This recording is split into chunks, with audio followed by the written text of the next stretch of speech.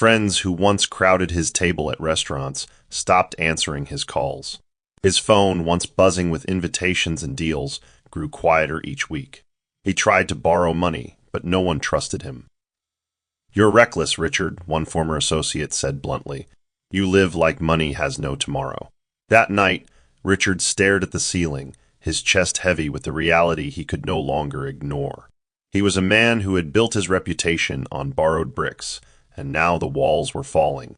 In desperation, he tried reaching out to Angela, but her number was disconnected. Alone, his home felt like a museum of faded grandeur. Clothes hung unused in closets, watches gleamed but meant nothing, and the silence mocked him. He thought about Clara more often, not with affection, but with bitter regret. "She embarrassed me," he muttered to himself, pacing the living room. She turned the tables. Yet, deep inside, he knew it wasn't Clara who had destroyed him. It was his own pride, his lies, his inability to live within truth. Still, admitting that out loud was too painful. One evening, he called an old friend to complain.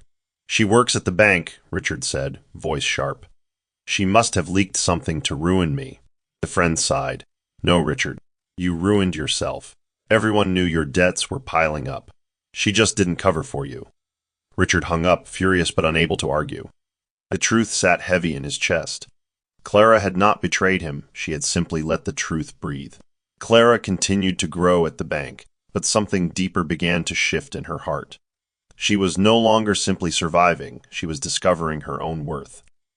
One Saturday afternoon, she attended a staff retreat where team members shared their journeys. When it was her turn, she hesitated, then spoke softly. "I once lived in someone's shadow, believing I owed them my gratitude for everything. But I learned that what is yours cannot be taken away by someone else's arrogance." The room was silent, then filled with nods. Sarah, sitting in the back, whispered to another colleague, "She speaks like someone who's walked through fire." Clara smiled faintly and sat down, her heart lighter. It wasn't about Richard anymore.